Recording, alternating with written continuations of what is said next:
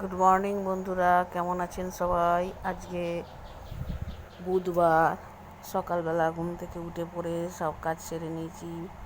গেটে জল দিয়ে দিয়েছি। এখন ছেলেকে ব্যায়াম করিয়ে ছেলেকে পায়ে বেল্ট বেঁধে এসে দাঁত মাজছি।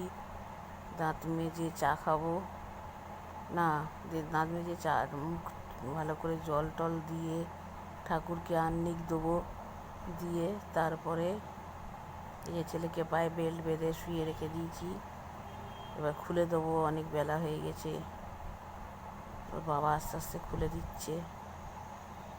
আমি এবার রান্নাঘরে চলে গেলাম, ভাত বসিয়েছি আর একদিকে ডাল বসিয়েছি। বসিয়ে এবারে যা গরম পড়েছে আমার আর রান্না করতে ইচ্ছে করে না। মন মেজাজও ভীষণ খারাপ। বাইরে দেখুন কি রোদ্দুর, মারাত্মক রোদ্দুর উঠেছে। সকাল থেকেই যেন চচ্চর করে রোদ্দুর উঠেছে। সব বাড়িগুলোর মধ্যে রোদ্দুর পড়েছে। কি রোদ্দুর উঠেছে বাপরে বাপ! আমি তো একতলায় থাকি, আমার তো এরমভাবেই দেখতে হবে। চা হয়ে গেছে, চা নিয়ে এসেছি। এর মধ্যে পুজোটা সেরে নিয়েছি, নিয়ে তারপর চা করে চা নিয়ে এসেছি, চা খাবো।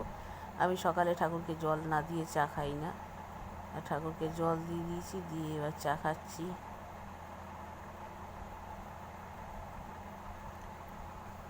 কারণ এর বেশি দেরি করলে হবে না।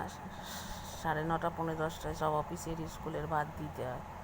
ঠোঁটটা সেই থেঁতলে গিয়েছিল আমার খাটের মধ্যে, সে এখনও সারিনি। এতেই বুঝতে পারছি আমার সুগার কতটা আছে।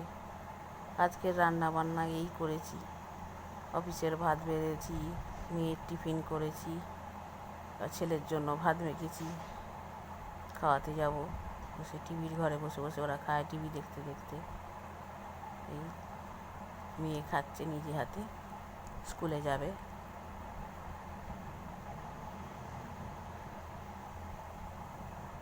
টিভি দেখছে।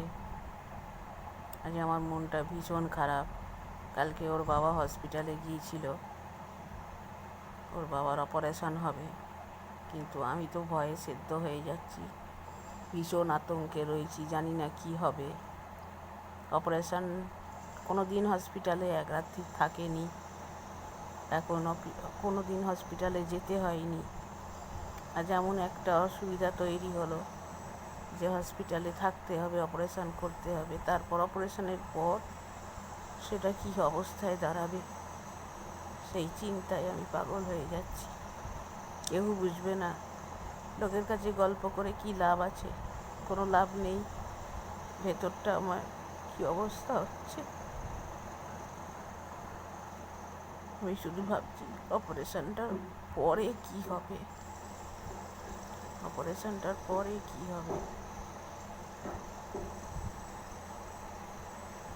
অপারেশন পর্যন্ত ঠিক আছে, কিন্তু অপারেশনের পরে কি হবে সেটা যদি ভালোই হয়ে যায় তো ভালো। নইলে এই ছেলে আমার এই অবস্থা,